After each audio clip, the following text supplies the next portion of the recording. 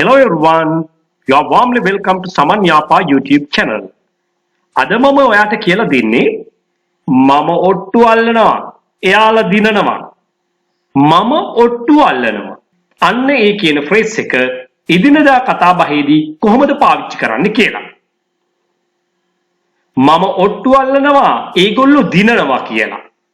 I bet ඔට්ටුවට කියන්නේ bet ඔට්ටු අල්ලනවට කියන්නේ bet. I bet they will win. I bet they will win.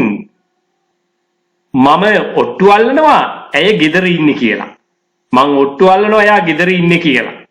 අපි කොහොමත් කතා කරනකොට කියනවනේ. I bet she's home. Or else you can say I bet she's at home. She's at home. ඇයි එහෙම වෙන්නේ? When the word home is used as a noun, we can use the preposition at before it. But when it is used as an adverb, we are not allowed to use prepositions like this. නාමපදයක්සේ home පාවිච්චි කරනකොට at කියන නිපාතය අපි පාවිච්චි කරනවා ඊට ඉදිරියේ. නමුත් ක්‍රියා විශේෂණයක්සේ home පාවිච්චි කරනකොට නිපාත පද භාවිතා කරන්නේ නැහැ. I bet she's home. අන්න ඒ අනුවයි ඒ වාක්‍යය එහෙම ලියන්නේ. But when it is used as a noun, we should say I bet she's at home. හොඳයි. දැන් මේ දෙක අතර වෙනසත් ඔයා දන්නවා කියලා මම විශ්වාස කරනවා. මම ඔට්ටු අල්ලනවා ඒගොල්ලෝ මේ අරගලේ ජය ගන්නවා කියලා. I bet they will win this struggle. I bet they will win this struggle. Struggle අරගලය අරගල කරනවා.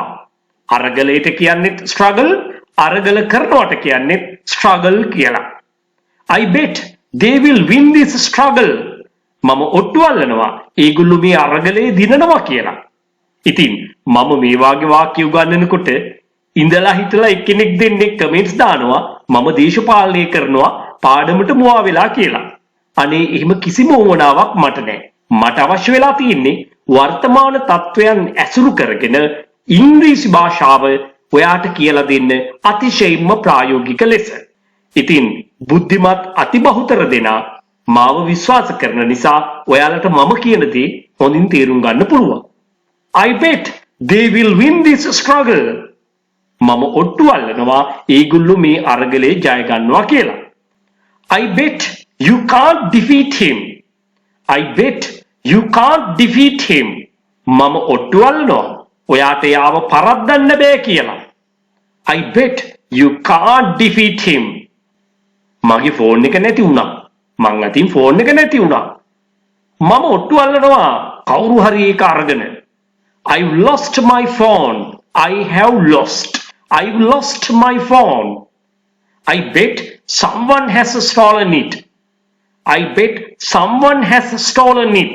Steal, stole, stolen. Steal, stole, stolen. I've lost my phone. I bet someone has stolen it. ඒක අහගෙන ඉන්න ඔයාගේ යාළුවා එහෙම නැත්නම් ඥාතියා මෙහෙම කියනවා. Impossible. කොහෙත්ම වෙන්න බෑ. Impossible. Possible විය හැකි. Impossible විය නොහැකි. කිසිසේත් වෙන්න බෑ. I bet it is somewhere near here.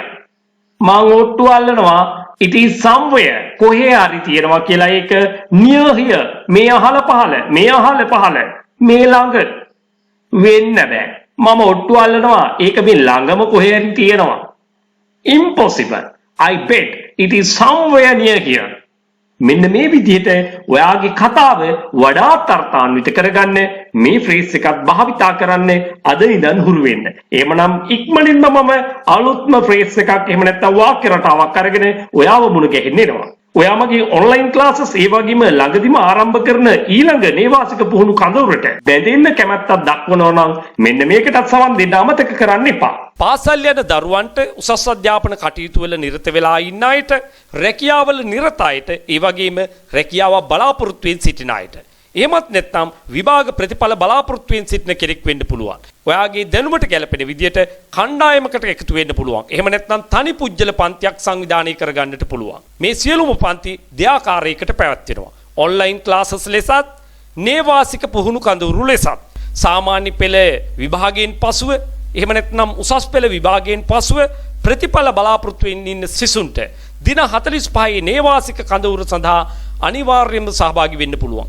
ඒ වගේම වැඩිහිටියෙක් වෙන්න පුළුවන්, රැකියාවක් බලාපොරොත්තු වෙමින් ඉන්න කෙනෙක් වෙන්න පුළුවන්. මෙකී නොකී ඕනෑම කෙනෙකුට ඉංග්‍රීසි භාෂාව ව්‍යාකරණානුකූලව ඉගෙන ගන්න ගම චතුර ලෙස ඉංග්‍රීසි කතා කිරීමට අවශ්‍ය නම් ඔවුන්ට නේවාසික කඳවුරු සඳහා සහභාගී වෙන්නට පුළුවන්. ඔබ මේ සම්බන්ධව උනන්දුවක් දක්වන්නේ නම් ඔබගේ අවශ්‍යතාවය පැහැදිලි කරමින් 071 011 22 62ට දැන්ම WhatsApp voice message එකක් යොමු කරන්න.